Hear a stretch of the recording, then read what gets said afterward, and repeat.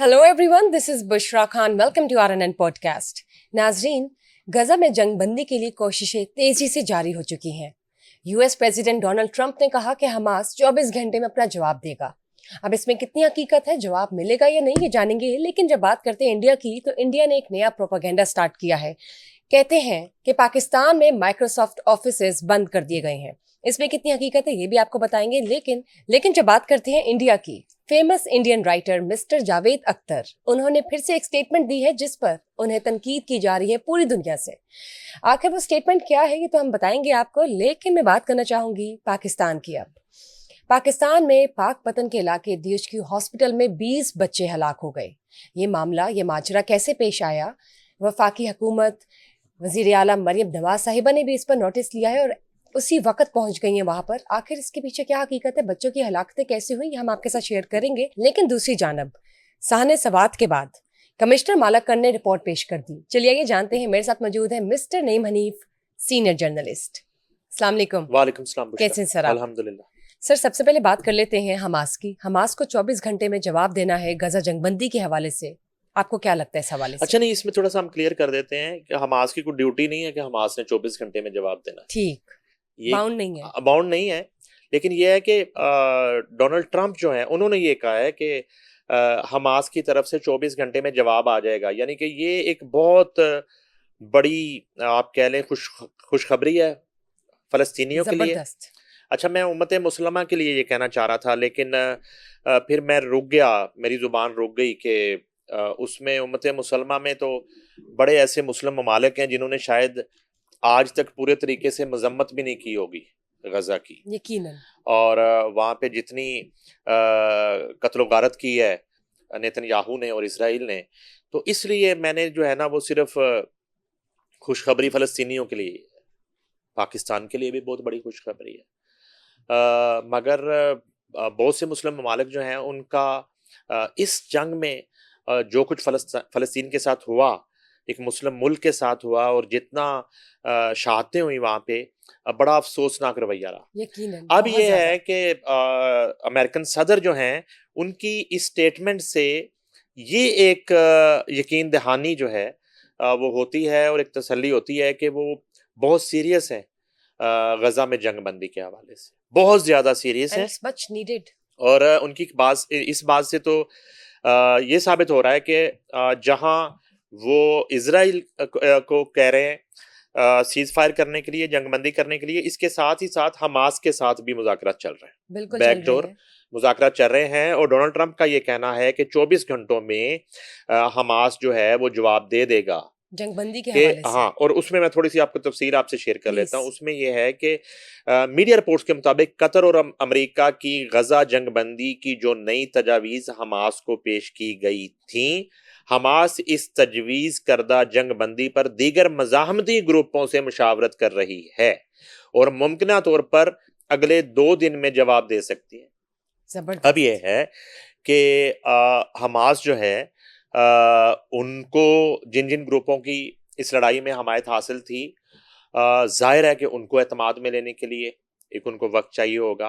और जो फार्मूला जो है सीज फायर का वो तय पाया है, जो उनको पेश किया गया है, उनके सामने रखा गया है। और मैं समझता हूँ कि ये आप कह सकती हैं कि शहीदों का लहू जो है वो रंग लाने जा रहा है।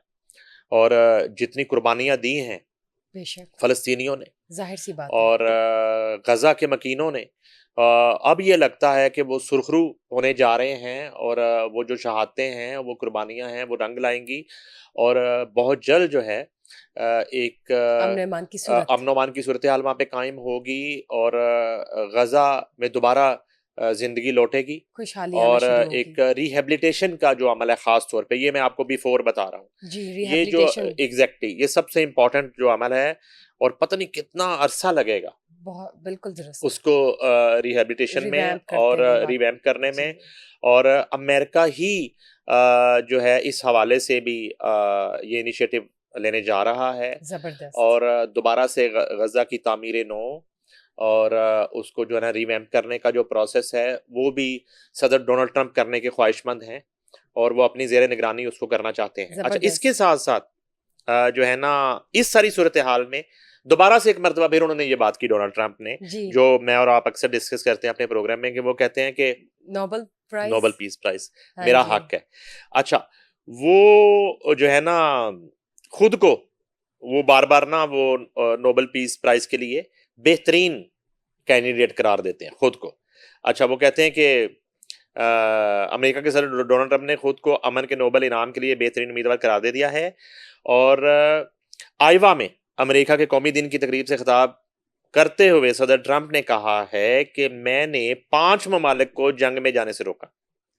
यकीनन। एटमी जंग होने से पहले पाकिस्तान और भारत में जंगबंदी कराई, उसके बाद कोसोवो और सर्बिया को लड़ने से रोका, और इस तरह की, जैसे वो कांगो की बात करते हैं, जी और अभी ईरान इसराइल की बात करते हैं, और इंडिया पाकिस्तान की बात करते हैं, तो वो अब फिर एक दफा उन्होंने कह दिया। साथ जब वो हमास से मुज़ाकरात की बात कर रहे हैं, गजा में सीज फायर की बात कर रहे हैं, और साथ ही साथ वो याद दिलाते जा रहे हैं क्या देख लो मैं बड़ा अच्छा परफॉर्म कर रहे हैं। अच्छा सर, नो डाउट। मैं आपको बात बताऊं, मैं अपने दिल की बात आपको बताता हूं। जी देखें प्लीज बताइए। कि ये गजा में फौरी सीज फायर हो जाए और डोनाल्ड ट्रंप जो है उनकी एफर्ट से हो जाए, तो डोनाल्ड ट्रंप सबसे बड़ा जो है वो हकदार है नोबेल पीस प्राइज। इससे भी बड़ा कोई प्राइज बनता है तो वो ही तो वो देना हाँ चाहिए। जी तो बिल्कुल। अमन का असल में दुनिया में सबसे बड़ा अवार्ड ये है, और मुझे खुशी इस बात की हो रही है कि अमेरिका का सदर जो है हाँ जी उस अवार्ड को कितना क्रेडिबल समझता है, कितना मोतबर समझता है, वर्थ इट समझते और हैं। कितना हाँ जी वर्थ इट समझता है। और यहाँ पे आप अपने अवार्ड्स की बात करें पाकिस्तान में, तो प्राइड ऑफ परफॉर्मेंस लेने सबसे बड़ा सदारती अवार्ड है। तो अब सिर्फ एक अनाउंसमेंट होनी चाहिए किन्नू किन्नू नहीं मिले अजय तक, ठीक है ना, तो उनको दे दें। यहाँ पे ऐसे लोगों को मिल गया कि उनको खुद ही नहीं पता होता कि मैंने क्यों मिल गया, मैं कीता की है, ठीक है। यानी कि जिसको कहते हैं ना कि मिट्टी कर दिए अवार्ड्स पाकिस्तान में, प्राइड ऑफ राइट। परफॉर्म कोई ऐसा अवार्ड नहीं है जो किसी के पास हो निशान हैदर के अलावा, ठीक है, जिसके लिए मरना पड़ता है और शहीद होना पड़ता है। तो एक अवार्ड दुनिया का ऐसा अवार्ड है जो गैर मुतनाज़ा है, और हाँ उस पे इस हवाले से कभी ना कभी उंगली जरूर उठाई जा सकती होगी कि ये बंदा डिजर्व नहीं करता था, मगर ये नहीं कह सकते कि वो अवार्ड वो बड़ा मोतबर है कि बिल्कुल ठीक अमन बात। कायम करने पर, दुनिया में अमन कायम करने आपने जो पर रोल निभाया आपका जो पीसमेकर का। किरदार है, आपका जो रोल है, आपके जो एफर्ट्स हैं, उसका जी एतराफ किया जाता है। बिल्कुल ठीक कह रहे हैं आप। एतराफ अमन बिल्कुल अवार्ड है, जी तो वो दिया जाता है। तो मैं कहता हूं कि अल्लाह करे कि फिल 4 जो है गजा में जंगबंदी हो और वहां पे जिंदगी लौटे, और दोबारा से जो है उसकी रौनकें जो है वो इंशाल्लाह। बहाल हों, और वहां पर जो मासूम गजा के मकीन हैं और जो फलस्तीनी हैं वो उस खौफ के साए से और हर वक्त मौत के साए से वो बाहर आए। और अगर ये अमेरिकन प्रेसिडेंट की एफर्ट से ये यकीनी बन रहा है, तो मैं सबसे बड़ा सपोर्टर हूँ कि अमन का जो आइंदा पीस अवार्ड है, नोबेल अवार्ड है, वो डोनाल्ड ट्रंप को मिलना चाहिए। यकीनन बिल्कुल ठीक बात की आपने कि गजा में जंगबंदी सब जंगों पर भारी है, और जिस तरह as a peace maker role निभा रहे हैं, ये अवार्ड उन्हीं को जाता है। अगर वो ये खुद ना भी कहे तो पाकिस्तान ने तो पहले ही नॉमिनेट कर दिया, and we are with him. Sir, moving on, बात करते हैं इंडिया की प्रोपेगेंडास खत्म नहीं हो रहे। हर रोज़ कोई ना कोई एक नई एक्टिविटी उनकी सामने आ जाती है अगेंस्ट पाकिस्तान। अब अगर हम बात करते हैं माइक्रोसॉफ्ट ऑफिस की, जो कि पाकिस्तान के खित्ते में है, कहा जा रहा है इंडिया की जानिब से कि वो बंद कर दिए गए हैं। बताइए क्या ये सच है? नहीं, अब ये है ना, ये ख्वाहिश हो सकती है। अब वो ख्वाहिशों पे प्रोपेगेंडा शुरू कर देते हैं। अच्छा, प्रोपेगेंडे में भी इतनी मार पड़ी है, इतनी मार पड़ी है इनको, जंग में इतनी मार पड़ी है कि इनके सारे प्रोपेगेंडे इंटरनेशनली जो है वो झूठ साबित हुए। ये नहीं मैं कह रहा कि शंघाई सिर्फ कॉन्फ्रेंस देखिए। एग्जैक्टली हाँ जी। हर जगह पे इनके ये प्रोपेगेंडे। अब इन्होंने एक नया शोशा छोड़ दिया जी कि और अपने मीडिया के जरिए करवाते हैं। राइट। और वो जो 4-6 कुत्ते कहूंगा इनको क्लियर अल्फाज में, तो वो भौंकना शुरू करते हैं। और एक दो वो रिटायर्ड जो हैं वो नाम नहाद फौजी हैं, और वो गौरव से लेके और वो उनसे, और मेजर जनरल बख्शी हो गया, और वो 4-6 वो लोग हैं, बरखा दत्त है, और वो स्वामी है, और वो कहते हैं कि पाकिस्तान में जो है वो माइक्रोसॉफ्ट के दफ्तर बंद कर दिए गए। अच्छा, अब ये है कि ये मायूसी और खौफ के अलावा कुछ नहीं है, ठीक है, क्योंकि पाकिस्तान आईटी के मैदान में आगे बढ़ रहा है और भारत इसे बर्दाश्त नहीं कर, ठीक है। यह प्रोपेगेंडा पाकिस्तान के बढ़ते हुए डिजिटल असर और रसूख को दबाने की नाकाम कोशिश है। खुद को आईटी का डैडी मानता है ना, बिल्कुल बिल्कुल। चैंपियन है वो, मगर हकायक, डेटा और जमीनी सूरत हाल भारतीय झूठे बयानिए की हकीकत बयान करते हैं। माइक्रोसॉफ्ट ने पाकिस्तान में कोई दफ्तर बंद नहीं किया। पाकिस्तान दफ्तर था और पॉलिसी लाइजॉन में कंपनी का सिर्फ एक राब्ता के मुताबिक यूरोप, आयरलैंड से ऑपरेशन चलाए जा रहे थे। ये कोई इनखला नहीं बल्कि आलमी स्ट्रेटजी का हिस्सा है। माइक्रोसॉफ्ट दुनिया भर में अपने लाइसेंसिंग और कमर्शियल ऑपरेशंस को इलाकाई मराकज से चला रही है। पाकिस्तान के लिए ये जिम्मेदारी कई सालों से आयरलैंड ने संभाल रखी है, जबरदस्त, वहां से की जा रही है, जहां से कंपनी अपने मुकामी पार्टनर के जरिए खिदमात फराहम करती है। राब्ता दफ्तर की मुमकिना तब्दीली दरअसल वर्कफोर्स इम्प्लीमेंटेशन प्रोग्राम का हिस्सा है, जिसका मकसद माइक्रोसॉफ्ट का बराह रास्त हेड काउंट कम करके एक ज्यादा मौसर पार्टनर फोकस्ड और क्लाउड बेस्ड मॉडल अपनाना है। जबरदस्त, यानी ये बात तो क्लियर हो गई। हाँ, अब इसको पाकिस्तानी सार्फिन, डेवलपर्स और पार्टनर्स के साथ माइक्रोसॉफ्ट का अज़म कमजोर नहीं हो रहा बल्कि मजीद मजबूत हो रहा है। क्या बात है। वजारत आईटी इस तब्दीली को मुकम्मल तौर पर मॉनिटर कर रही है और माइक्रोसॉफ्ट के रीजनल व आलमी क़यादत से मुसलसल राब्ते में। ठीक है जी, क्लियर। वजीर आजम शहबाज शरीफ और वजीर आईटी शेजा फातिमा ख्वाजा की क़यादत में पाकिस्तान आलमी आईटी सरमायाकारी का नया मरकज बन रहा। अच्छा, ये असल में मौत पड़ रही है, ये एक आपने बताया ना, नरेंद्र मोदी साहब को असल में ये मौत पड़ रही है। और उसके अलावा जो है ये 2025 में एक DFDI समिट अप्रैल में मुनक्कद हुई, जिसमें $700 मिलियन की गैर मुल्की सरमायाकारी के मुआहदे हासिल किए गए। पाकिस्तान की टेक्नोलॉजी के शोबे में आलमी अहमियत का ये मुंह बोलता एक सबूत है। वजारत आईटी और टेलीकॉम पूरी कुव्वत के साथ पाकिस्तान में आलमी टेक्नोलॉजी कंपनियों की मौजूदगी को फरोग दे रही है। क्या बात है। कोई भी वक्ती तब्दीली पाकिस्तान में आईटी खिदमात या आलमी शराकत दारी को मुतासर नहीं करेगी। पाकिस्तान का पैगाम वाज़ेह है, हमारी सरजमीन आलमी टेक्नोलॉजी की अगली क़यादत के लिए तैयार है। हम खुद मुख्तार, मजबूत और आलमी आईटी माहौलियाती निज़ाम के साथ हम मुस्तकबिल की तरफ बढ़ रहे हैं। असल में ना, ये तो देखें, ये तो चंद गुजारिशात और एक इंफॉर्मेशन थी ना। एक सवाल पूछ लिया जाए इन भारतीय एंकर से और इन रिसर्चर से और इनकी वजारत आईटी से और इनकी वजारत दफा से और इनकी वजारत उज़्मा से और इनकी अस्करी क़यादत से और वो जो नया चीफ आया है उससे, रा के चीफ की बात कर, वो चेंज हो गया ना, तो उससे तो उनसे ये पूछें कि 10 मई की जंग जो है वो क्या तलवारों से लड़ी गई थी? ट्रू। वो टेक्निकलिटीज थी, टैंक आए थे, राइट। ठीक है। तो 10 मई की जंग जो है दर हकीकत उसकी जो एक बुनियादी जो अटैक था वो आईटी अटैक था, ठीक है। और आईटी के जरिए ही जो है ये जंग जीती पाकिस्तान ने और आईटी के इस्तेमाल से ही फजाइया ने जो है अपना कमाल दिखाया। आईटी के इस्तेमाल से ही हमारी फोर्सेस ने अपना कमाल दिखाया और डिफ्यूज हुए सारे ये जो आईटी का की सुपर पावर है उसको जाके धूल चटाई।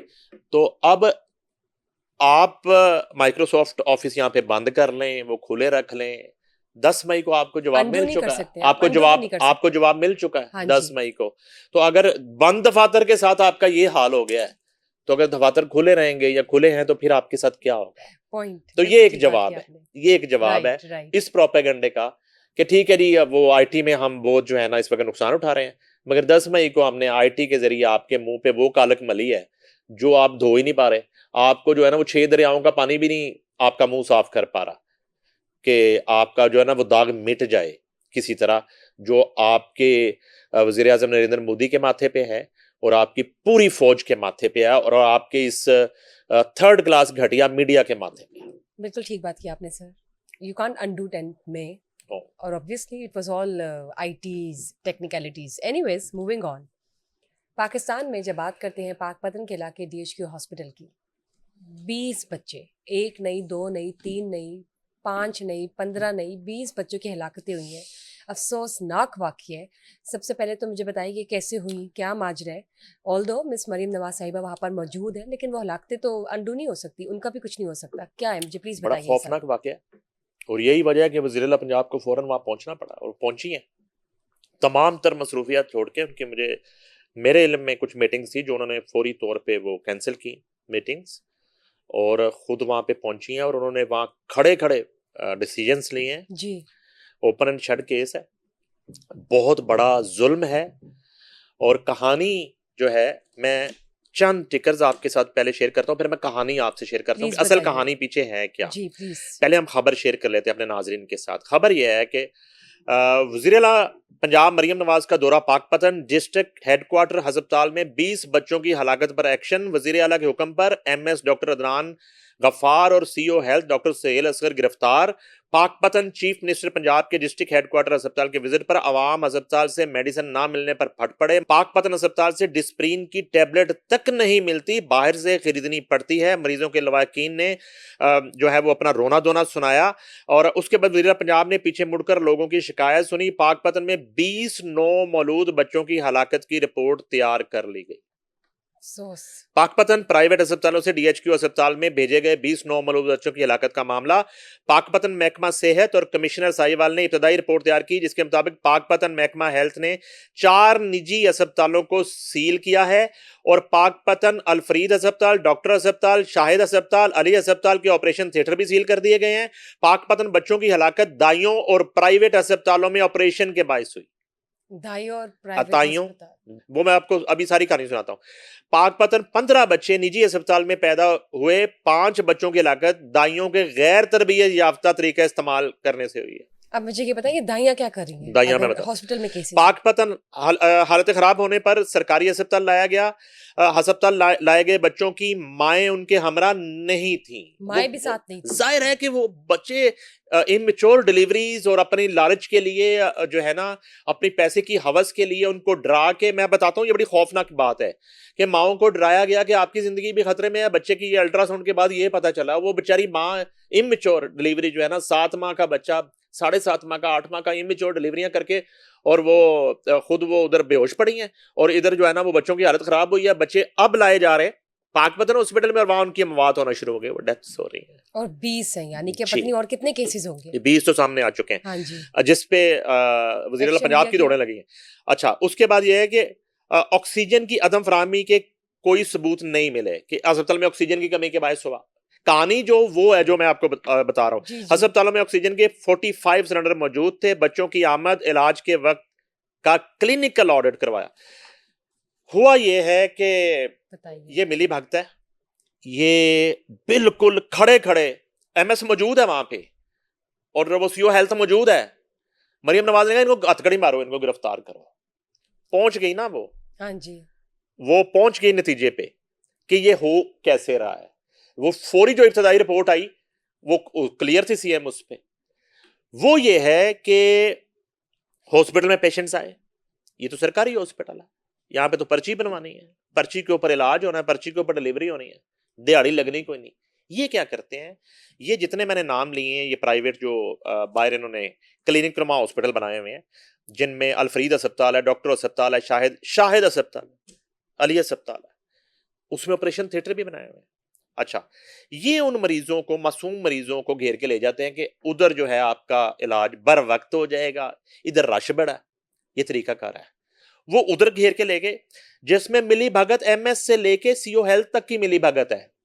पैसे इकट्ठे करने मिस उनकी नाक के नीचे हो रहा है ना, राइट, उनकी नाक के नीचे हो रहा है ना। उनको रात को इन लाशों के इवज कमाए गए पैसे उनको दिए जाते हैं ना, उनके अकाउंट में ट्रांसफर किए जाते हैं ना, जाहिर सी बात है, डब्बों में पेमेंटें होती ना, पूरा माफिया है, पूरा माफिया है ना।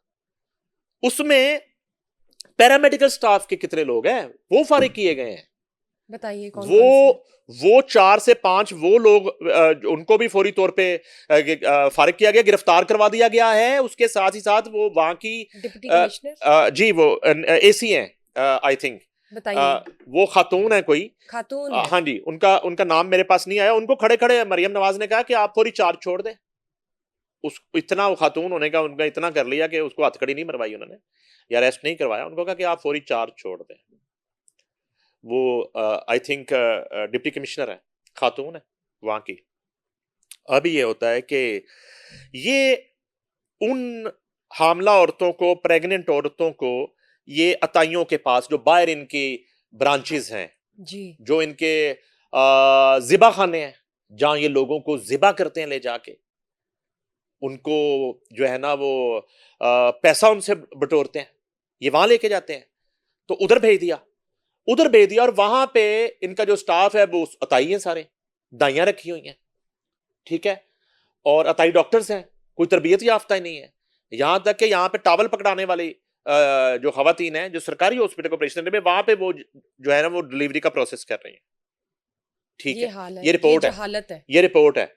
अब ये होता है कि वहां ये मोस्टली केसेस जो इधर से घेर के उधर लेके गए हुए हैं, बिल्कुल क्योंकि बिल्कुल। इधर तो ये वो ड्रामेबाजी कर नहीं सकते, उधर जाके अब इन्होंने क्या करना है, पैसे की हवस कि इन्होंने वेट नहीं करना कि 9 माह जो है वो पूरे हो जाएं। और 7वें महीने डिलीवरी कर रही है। एग्जैक्टली उसको पैसे की लालच में उसको डरा दिया जाता है। वो सादा लोग हैं बेचारे, जाहिर सी बैकवर्ड बात है। एरिया से आई हुई खवातीन है, उनको लेकिन वो ये कहा जाता है कि वो जो है ना ये अब इंतजार नहीं कर और सकते ये कंडीशन ऐसी कि और आप वैसे पैनिक कर जाए। पैनिक कर जाते हैं, और वो बच्चे की जो है ना वो अल्ट्रासाउंड वो ठीक नहीं आ रही है और रिपोर्ट ठीक नहीं है और उसके इश्यूज हैं और उसको फौरी हमें सर्जरी करनी पड़ेगी। सर्जरी के इतने पैसे हैं, वो उधर नहीं मिलेंगे, वो इधर वो उधर नहीं मिलेंगे, इधर तो वो बेचारे वो देंगे। अब वो फंस चुके हैं वहां पे जाके, वो दिए, अब वो पैसे के चक्कर में इन्होंने वो जो है ना वो एक तजुर्बा करना है, और वो जैसे किसी जानवर को आप सर्जरी कर रहे हैं, किसी आप, और वो करके और वो उसे पैसे बटोरे हैं। अब वो बच्चों जिच्चा बच्चा दोनों खतरे में है। वो जो खतरा वो कह रहे थे वो खतरा नहीं था, ये खतरा है जिससे वो खेल रहे हैं आप, और वो दोनों की हालत, और वो उधर माँ उधर बेहोश पड़ी है, और वो नॉर्मल बच्चा जो उसकी हालत खराब देखी तो उसको फिर अब भगाया आपने इधर, वहीं पे सरकारी अस्पताल ले गए वहां आप। ले आए आप ना, वहां की नर्सरी में वो बच्चा जाके जमा करवाया, माँ के वो बगैर। एक दो, और आप ये सोचें, आप ये सोचें कि 20 केसेस जो हैं वो तो 24 से 36 घंटों के हैं हलाकतों के, अभी के हैं, तो ये कितनी बड़ी तादाद होगी, और कब से चल रहा है ये ये सिलसिला? कब से सिलसिला चल रहा है, ये कितनी बड़ी तादाद होगी। कोई किसी जानवर के साथ भी ऐसे ना करे। और वो अब वो पकड़े गए, जब इतनी बड़ी तादाद में हलाकतें हुई हैं तो वो बात निकली है और वहां पे जो एक्शन हो गया फौरी है, एक्शन लिया गया। और उसके बाद जो है वो सीएम को पता चला और सीएम वहां पे खुद पहुंच गए हैं, और वहां जाके उन्होंने खड़े खड़े, वो फुटेजेस आ गई हमारे पास, नाजरीन को हम दिखा रहे हैं, जी बिल्कुल। उन्होंने खड़े खड़े डिसीजंस लिए हैं। निहायत जहालत और है, ये अफसोसनाक वाकया है। ये बड़ा खौफनाक वाकया है, और इसके जिम्मेदारों को मैं समझता हूँ कि ये सजाए मौत के ये मुर्तकब है, मासूम बच्चों से खेले हैं, और एक नहीं, आप 20 को 20 के साथ आप वो करें ना, आप मल्टीप्लाई करें ना, 20 तो सर वो 20 नंबर बच्चे, तो हमारे तक पहुंचे हैं। बुशरा 20 बच्चे और 20 माएं, आप ये सोचिए कितनी जिंदगी आप 40 जिंदगियों के साथ खेले हैं Right. सिर्फ इस केस में। अभी रिपोर्ट आएगी तो ये खुदा ना खास्ता 120 ना निकला है, तो 20 नॉर्मलूथ जिनको और 20 आपने माएं। कत्ल किया, और 20 माएं जिनकी जिंदगियों से आप खेल गए, और उसके बाद सारी जिंदगी उन माओं की किस तरह क्या हाल हो। गुजरेगी, और किन हालात में वो और किन सोचेंगे हम सोचों ना में और जाते किस प्राइवेट, हम डिप्रेशन ना में और कन्विंस क्या। होते। तो इतना बड़ा ये जो है ना वो ट्रॉमा है, पाकपतन हॉस्पिटल में ये जुल्म हुआ है, ज्यादती हुई है। ज्यादती हुई है, और मैं समझता हूँ कि ये बहुत बड़ा क्रैकडाउन होने जा रहा है, और ये पंजाब भर के हॉस्पिटल्स में अब इस हवाले से मेरी इतला रिव्यू है, किया जाए। मेरी इतला हाँ जी। है कि इस हवाले से जो है वो एक खुफिया टीमें तश्कील दे दी गई हैं जो इस पे काम कर रही हैं आज से ही, और अगर कहीं भी इस तरह की सूरत हाल होगी, और अब मार्जिन ही नहीं है। अताइयों की और दाइयों की और इन कातलों की शामत है। बिल्कुल ठीक सर, आई होप कि इसके ऊपर कोई ऐसी डेवलपमेंट आए कि आइंदा से ऐसे कोई केसेस सामने ना आए। एनीवेज मुझे ये बताइए सर, जब बात करते हैं 5 मंजिला इमारत, मैं 5 मरला नहीं कहूँगी, मैं 5 गज नहीं कहूँगी, 5 मंजिला इमारत है जो कि पाकिस्तान के सूबे सिंध के इलाके लियारी में गिर गई, ज़मीन बोस हो गई। कौन है कसूरवार, ये कैसे गिर गई? यार वो आपको याद होगा, इससे पहले एक बल्दिया जी फैक्ट्री में आग लगी थी, उसमें सैकड़ों लोग जो हैं वो जल के मर गए थे, और अचानक से पुरस्रार तौर पे वो फैक्ट्री के गेट लॉक हो गए थे और कोई एग्जिट नहीं था, और उसका क्या बना, उस इंक्वायरी कोई रिपोर्ट आपके पास शायद आई हो, मैं तो कोई टीम थी, कुछ बना सर? मैं तो सोया रहता हूँ, मैं तो उठता ही नहीं, तो मुझे तो पता नहीं मुल्क में क्या हो रहा है, कोई रिपोर्ट आई होगी उसकी, कोई इकरार वाकई किसी को सजा मिली होगी, आज कोई तक ऐसा कुछ असल नहीं। असल मुल्जमान सामने आए होंगे किन्होंने। अब आपका सवाल जो है ये है कि इसका जिम्मेदारी में सबसे पहले वो खस्ता हाल इमारत है, उसमें तकरीबन जो है वो 6 से 7 खानदान जो है वो रह रहे हैं। तो सबसे पहले तो जो जिला इंतजामिया है और जो वजारत हाउसिंग है, सबसे पहले कि कब उन्होंने वार्निंग दी उन खानदानों को आके कि ये खस्ता हाल इमारत है, ये रहने के काबिल नहीं है, ये कभी भी गिर सकती है, तो आप इसको खाली कर दें। कभी नहीं किया, ही नहीं किसी ने।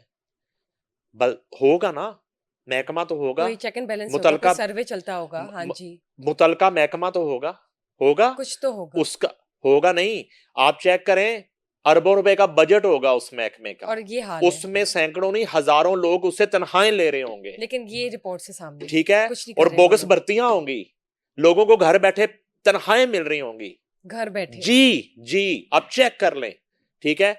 और ये उस महकमे का काम है, ये उसकी कारस्तानी है, ये उसकी जिम्मेदारी है। अब आगे आगे चलते हैं। हो गया हादसा, अब स्वात की तरह हमारे पास जो है रेस्क्यू करने का, और हमारे पास जो है ना लोगों को फौरी तौर पे उनकी जानें बचाने का हमारे पास, हम तो सिर्फ इंतजाम नहीं। अल्लाह ताला की तरफ देख रहे होते हैं और दुआओं पे आ जाते हैं, ठीक है। वो इमारत गिरी, पहले 5 हलाकतों की इतला थी, अब जब हम बात करें अब तक 7 हलाकतें, और ये इतना खौफनाक काम है कि मलबे के नीचे इतला है मेरी के 25 से 30 लोग दबे हुए हैं। ये कोट लखपत का वाकया आपको याद होगा, फैक्ट्री में जो है वो केमिकल ब्लास्ट हुआ था। राइट। तो हमारे रिपोर्टर्स वहां पे खड़े होते थे, तो हर वक्त जो है ना हम एक परेशानी से गुजर रहे होते थे, और एक लाश निकल रही होती थी नीचे से, और वो काउंट बढ़ रहा होता था। सिर्फ मीडिया पे सिर्फ एक खबर चलती थी, 11 हो गए, 13 हो गए, 14 हो गए। यहाँ पे ये इंतजार हो रहा है, ठीक है जी। अभी मशीनरी आ गई, क्रेनें आ गई, किसको बचाया आपने? कोई उस मशीनरी से, उन क्रेनों से आपने कोई एक जिंदगी बचा ली हो? वो सिर्फ और सिर्फ अल्लाह के रहमो करम पर। और इस वक्त उस मलबे के नीचे जो है ना वो जिंदगी बिल्कुल बिलक रही है। वो जिंदगी है, वो मौत है, कितने वो खानदान हयात है, मुतासिर हो गए। वो नहीं है। और जैसे जैसे वक्त गुजरेगा, जाहिर बात है कि वो मलबे के नीचे ऑक्सीजन की कमी होगी। जितनी देर आप करेंगे, वो है ही नहीं आपके पास, इंतजाम ही नहीं है, सिस्टम ही नहीं है, कोई आपको आइडिया नहीं कि अलर्ट कब करते हैं, कोई इंतजाम, कोई मैनेजमेंट, है बिल्कुल ही ठीक नहीं। बात कर रहे हैं आप। और 7 हलाकतें हो चुकी हैं, और 10 के करीब जख्मी हैं, और अब नीचे कितने लोग मलबे के नीचे हैं सर 5 मंजिला इमारत है, एग्जैक्टली कितने लोग रह वो रहे होंगे? नहीं, फैमिलियां उसमें मैं बताता हूँ, उस बिल्डिंग में उसकी जो हदूदरबा बताया गया है, खानदान उसमें 6-7 ही रहते थे, ठीक है। उसमें कोई बहुत ज्यादा रिहाइशें नहीं थी, बाकी उसमें कुछ और लोगों ने कुछ लेके अपार्टमेंट या कुछ स्टोर्स या इस तरह की चीजें होंगी, नीचे कोई कुछ 4-6 दुकानें होंगी, चीजें होंगी। अब इसमें जब बिल्डिंग गिरी है तो इसमें कुछ राहगीर भी होंगे, ठीक है, जो उसकी जद में आ गए हैं। मेरा सवाल सिर्फ ये है कि ये तो इस तरह का एक अरेंजमेंट होना चाहिए ज़िला हुकूमत के पास, सिंध हुकूमत हो, पंजाब हुकूमत हो, बलूचिस्तान हुकूमत हो, केपी हुकूमत हो, कि फौरी तौर पर रेस्क्यू इतना स्पीडी टाइम पर हो हो। कि कम से कम कैजुअलिटीज हो। और अगर जितने लोग दबे हैं उनको आपने लाशें तस्वर कर लिया है, और आप उनको लाश, तो मतलब जब तक लाश नहीं बन रहे तब तक आप निकाल नहीं रहे, फिर लाशें वो तो नहीं है, फिर लाशें तो आप हैं। इंतजार करेंगे वो मर आप जाए बेचारे। आप हुकूमती लाशें हैं चलती फिरती, जिनको जो है ना, जिनकी हिस्सी नहीं है, जिनके अंदर जो है ना कोई इंसानियत ही नहीं है, और आपकी बेहिसी है। और आप जो है ना बिल्कुल लोगों को उनके रहमो करम पर ही छोड़ दिया है। कोई भी हादसा हो जाए, कोई डिजास्टर हो जाए, तो वो उन्होंने खुद ही अपना तहफ़्फ़ुज़ करना है या मरना है। सर अब देखिए, जैसे साने सवात का एक वाकया है, जब वो बेचारे मदद को पुकारते रहे, आंखों देखा हाल है, तब भी कोई रेस्क्यू टीम नहीं पहुंची और बाद में रिपोर्ट्स आना शुरू उसकी हो गई। रिपोर्ट्स वो आई है ना, हाँ जी। कमिश्नर मालाकंड की रिपोर्ट। अभी अच्छा, ये मंजिला इमारत का भी यही हाल है कि अब जब हो गया वाकया, ट्रेजेडी हो गई है, तो अब दोबारा कोई नई टीम बनाएंगे और वही हाल होगा। वही ना, तो मैंने सानिया बल्दिया क्यों याद करवाया हाँ जी, आपको? अब कुछ भी नहीं आज तक आया उसका बस भी। खत्म। अब ये है कि अल्लाह ताला जो है वो मगफरत करे।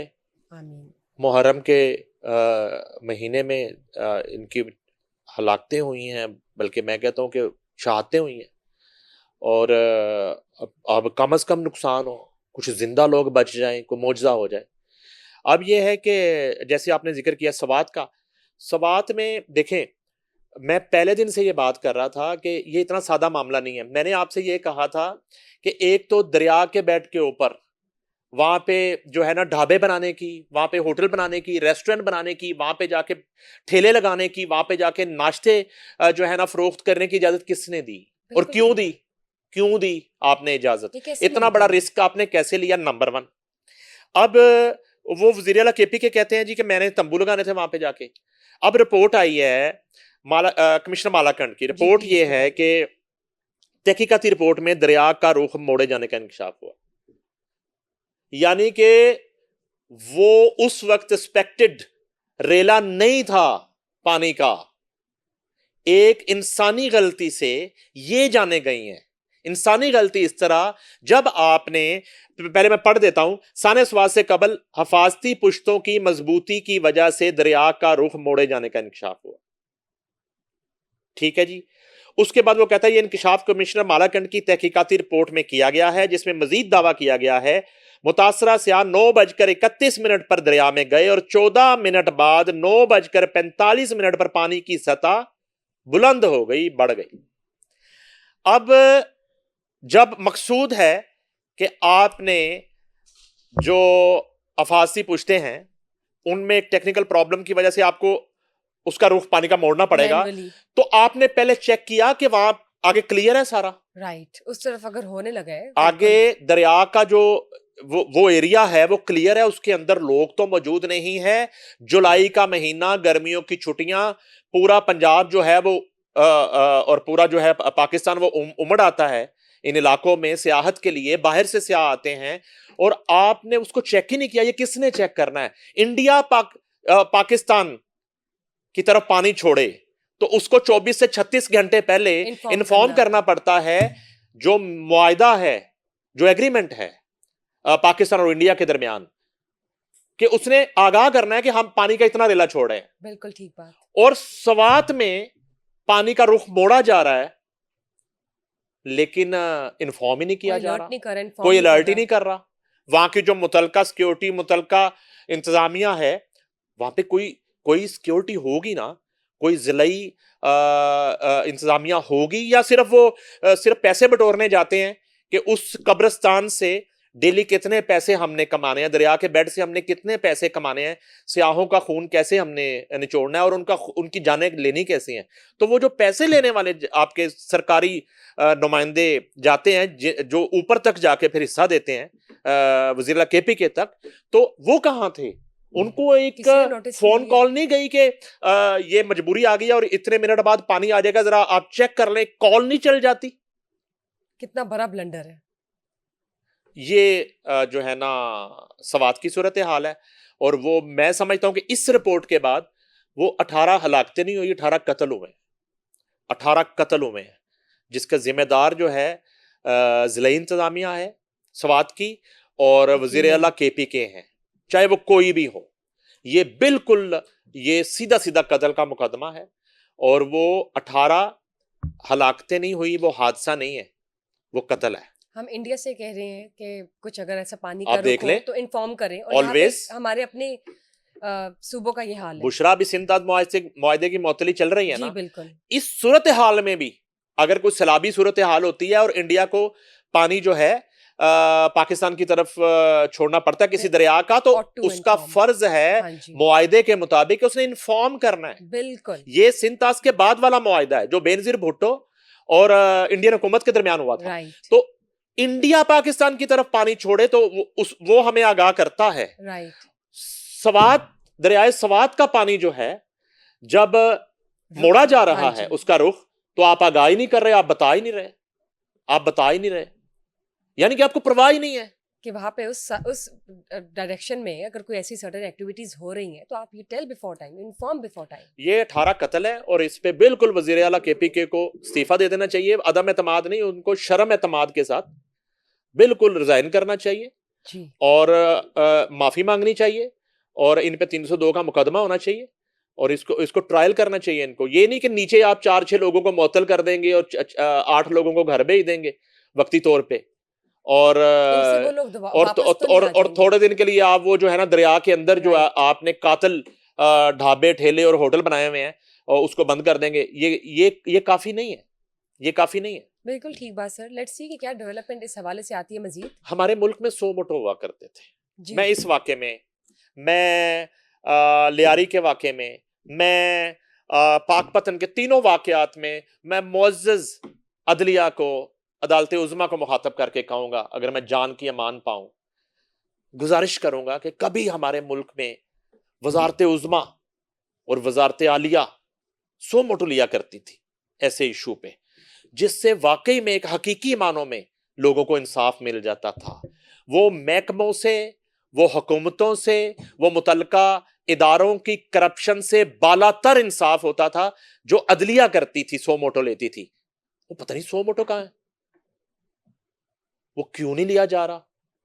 इतनी हलाकतें, इतनी जानों का ज़िया, नौमौलूद बच्चों की हलाकतें, बावजूद इसके कि वहां पे सीएम जो है ना फौरी तौर पे एक्शन ले रही हैं, बावजूद इसके कि लियारी में एक नाम नेहाद जो है ऑपरेशन जारी है, लेकिन इनकी नौबत क्यों आती है? मगर जो है उसकी एक गैर जानिबदाराना जो इंक्वायरी है वो होने के लिए सो मोटो बहुत जरूरी है, बहुत जरूरी है।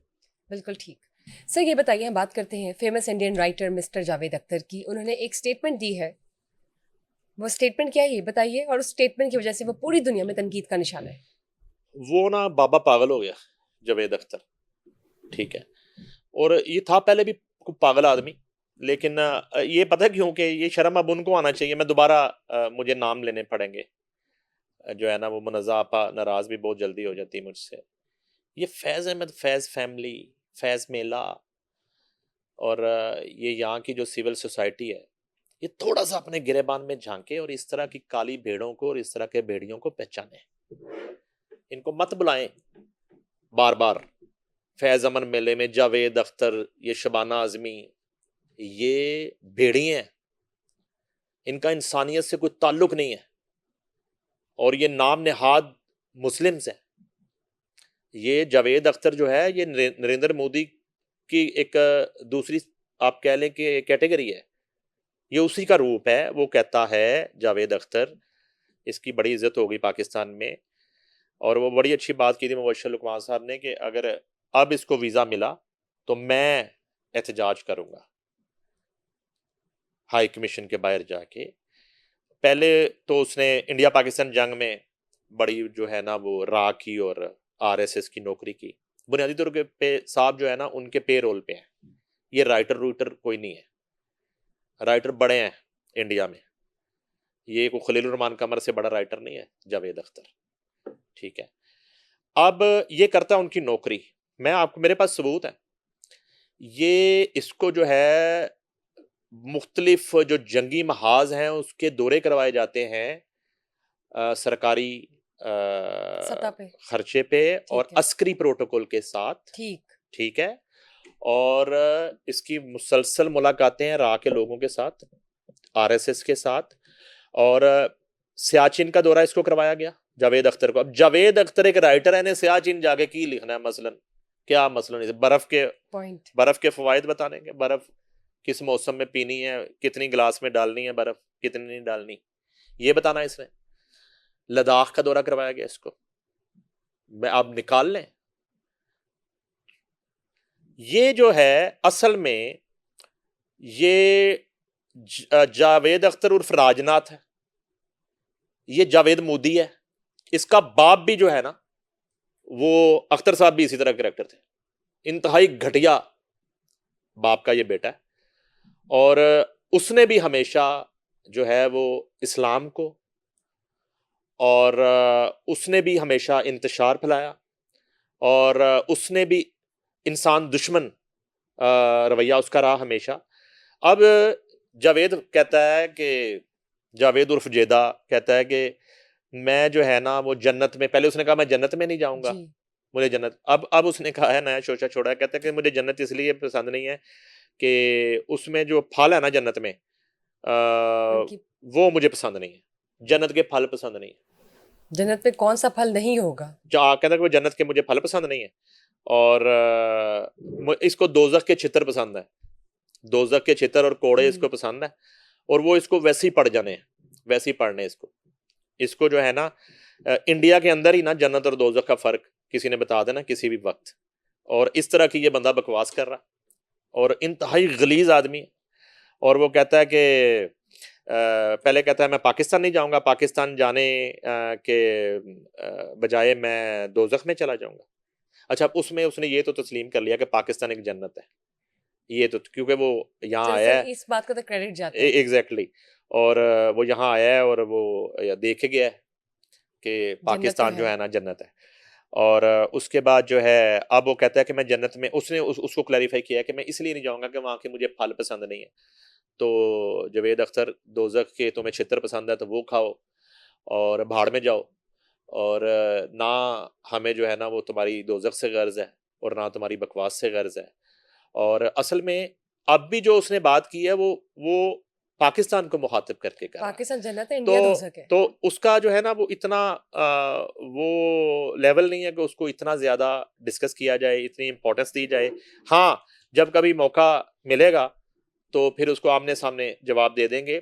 सिर्फ और सिर्फ इस इशू को डिस्कस मैंने इसलिए किया और आपके सवाल का जवाब दिया कि इसके पाकिस्तानी मेजबानों को सिर्फ शर्म अब आ जानी चाहिए, और बल्कि उनको अब तक चाहिए कि वो जितना भौंक रहा है एक पागल कुत्ते की तरह, पागल कुत्ते की तरह, कुत्ते तो अपना दूसरे भी होते हैं ना, ज़हन कुत्ते भी होते हैं, ये पागल कुत्ते की तरह भौंक रहा है। तो जब एक पागल कुत्ते की तरह जावेद अख्तर आपका मेहमान भौंक रहा है तो आप थोड़ी सी तो शर्म कर लें। अब आप लोग ये ना कह देना कि नहीं नहीं हमारा तो काम ये नहीं है, हमारा तो काम अमन बांटना है। ये इस अमन पे और आप पे लानत हो, बेशुमार लानत आप पर और आपके अमन पर और आपकी अमन की आशा पर भी लानत। जावेद अख्तर के तमाम मेजबान, उनको मैं मुखातब करके कह रहा हूं, आप जो है ना आप भी फिर उधर चले जाएं उधर। आप सिंदूर अपने बेटियों के जो है ना वो सिंदूर भरवाएं और जाएं उधर, बच्चे उठाएं, सामान बोरिया बिस्तर गोल करें। क्या आपने क्या करना है पाकिस्तान में रह के? तो मैं सिर्फ जावेद अख्तर के मेजबानों को ये कह रहा हूं ठीक ठीक कि पाकिस्तान के आइंदा आइंदा जो है ना आपको शर्म आनी चाहिए, और अब तक आपको जावेद अख्तर की बकवास का जवाब देना चाहिए था, क्योंकि आप उसको बुलाते थे। आप ना बार बार यहां बुलाते तो हमें क्या जरूरत है? इस तरह के कई कुत्ते बिल्ले भेड़िए वहां पे भौंक रहे हैं। वो 10 मई को हमने उनका मुंह बंद कर दिया था, फिर कभी मौका मिलेगा, जरूरत पड़ेगी फिर मुंह बंद कर देंगे। पॉइंट। ठीक है, ये वजह थी। और अब वो मायरा खान फिर पता नहीं कोई बयान दे रही थी। इस औरत को भी जो है ना वो खबरों में रहने का कोई वो मौका चाहिए होता है कि वो कहती है कि वो बताइए क्या कह रही है। फनकार लोगों को जोड़ता है, और इसलिए सबसे पहले इस पर पाबंदी लग जाती है। और उसके अलावा जो है ना पाकिस्तान और भारत के दरमियान कशीदगी और फनकारों पर आयद पाबंदियों से मुतल्लक जो है ना वो इज़हार ख्याल कर रही थी। तो उन्होंने कहा कि फनकारों पर पाबंदी नहीं होनी चाहिए, तो फनकारों को है कि फिर मुल्क भी लहदा ही होना चाहिए ना, फनकारिस्तान हो जाना चाहिए। तो इनका पासपोर्ट भी बिल्कुल लहदा ही होना चाहिए फनकारों का ना, तबला बना होना चाहिए, उस पे बाजा बना होना चाहिए, गिटार। सब आइडियाज बहुत अच्छे देते हैं। बिल्कुल, और बिल्कुल डांसिंग सा एक पासपोर्ट होना चाहिए फनकारों का, ऐसे फनकारों का जो इंडिया की हठधर्मी को भी जो हर वक्त अमन के साथ जोड़ने की कोशिश करते हैं कि नहीं नहीं फनकारों का कोई काम नहीं है, फनकारों का काम सिर्फ दिहाड़ी लगाना है जो उधर से ज्यादा लगती है, डॉलर कमाना है सिर्फ। ठीक है ना, तो वो डॉलर जो है और पैसे तो वो हीरा मंडी में सबसे ज्यादा वो फेंके जाते हैं तो वाइफों पे। तो वो फिर उधर भी कोलकाता में भी है हीरा मंडी, तो उधर शिफ्ट हो जाए। तो फनकार जो है ना पहले पाकिस्तानी है फिर फनकार है। जरा कोई फनकार मुझे आके बता देना मायरा खान समेत के जब वो पैदा हुआ था तो वो फनकार था, वो पैदा होते ही उसने 3 गानों पे परफॉर्म कर दिया उसके दाई के हाथों में ही। और दाई कह रही कि ठहर जा रुक जा, मैं आइए तेन फीडर पे आना है। उन्हें कहा नहीं मैंने 2 गाने तो कर लेंगे, तो वो उन्हें करता, उन्हें 4 सीन भी करते फौरी तौर पे। ठीक है, पैम्पर में ही सीन कर दिए। और बिल्कुल जो है ना, अभी वो क्या कहते हैं, वो 1.25 महीना जो होता है पंजाबी में छिला नाना कहते हैं, छिला नाने से कहते हैं पहले उन्हें फिल्म पूरी करती फनकार ने। पहले आप पाकिस्तानी हैं जब आप पैदा हुए, इस ये आपकी मिट्टी है, ये आपकी माँ है। तो जब आपकी माँ के खिलाफ कोई बात करता है, जब आपकी माँ पर कोई मैली आंख से देखता है, जब आपकी माँ पे कोई हमला करता है, तो फिर आप पहले उस माँ के बेटे हैं या बेटी हैं। पॉइंट। आप फिर अमन की बातें नहीं करते। As a true exactly patriotic ये कहानी जो है ना, ये भाषाएं ये ना बताएं लोगों को। आपकी इन बातों पे कोई अमल नहीं करता। जब मिसाइल गुजरते हैं ना, जब जो है ना वो त्यारे उनकी गन गरज और गूंज आती है ना, जब मुरीदके में शहादतें होती हैं ना, जब भावलपुर में शहादतें होती हैं, जब लोगों के मासूम बच्चे मरते हैं, जब कश्मीर में शहादतें होती हैं, तो उन माओं से, उन बहनों से, उन बीवियों से जिनके सुहाग उजड़ते हैं, जरा उनसे जरा जाके पूछिएगा कि फनकार जो है ना, उसकी तो कोई सरहद नहीं होती। फनकार तो जोड़ने वाला होता है, यानी कि एडा एल्फी फनकार कि वो जोड़ देता है। क्या जोड़ देता है? ये जवेद अख्तर जोड़ रहा है, ये अभिजीत जो बकवास करता है ये जोड़ रहा है, ये क्या, ये कौन लोग हैं? इन्हां दी मिसाइल दी फैक्ट्रियां, ये फनकार हैं सारे। तो आप भी थोड़ा सा कौमी गैरत का मुजाहरा करें, फिर आपको मिर्चें लगती हैं। आपका मामला सिर्फ डॉलर्स है, आपका मामला सिर्फ पैसा है। तो मैं ये गुजारिश करूंगा इदारों से, रियासत से, कि ऐसे फनकारों का ना बिल्कुल अलग एक इनको कर ही लग दें, इनकी शनाख्त ही अलग हो, इनका छोटा सा फनकारस्तान बना के ना इनका पासपोर्ट ही अलग कर दे, इनका रहन सहन ही अलग, इन्होंने भांडे बखरे कर दो। ये इस काबिल नहीं है कि ये हमारे साथ बैठ के खाएंगे, इन्होंने बर्तन ही अलग कर दो। क्योंकि इनके अंदर जो है ना वो एक वो ब्लड है ही नहीं जिसमें वफा हो अपनी मिट्टी से, अपनी माँ से, अपने वतन से। और इतनी जो शहादतें हुई हैं, इनको इनका कोई दुख हो तो इनकी मजम्मतों से क्या होना है? जंगें घुंघरुओं से नहीं लड़ी जाती, जंगें नाच गाने से नहीं लड़ी जाती, जंगें लड़ी जाती हैं दलेरी, बहादुरी और कुर्बानियों से। तो इसलिए इनकी मजम्मतों की हमें जरूरत भी नहीं है। ये बार बार क्यों याद कराते हैं कि फनकार जोड़ता है, फनकार खोलता है? फनकार क्या मैकेनिक है? वो जोड़ता है, इलाही वर्कशॉप आके फिरते रहते हैं। बिल्कुल ठीक। बहुत बहुत शुक्रिया सर, थैंक यू। मज़ीद डेवलपमेंट नाज़रीन के साथ शेयर करेंगे आरएनएन पॉडकास्ट के प्लेटफॉर्म के जरिए। तब तक के लिए इजाज़त। Stay tuned for another session. Till then, bye bye.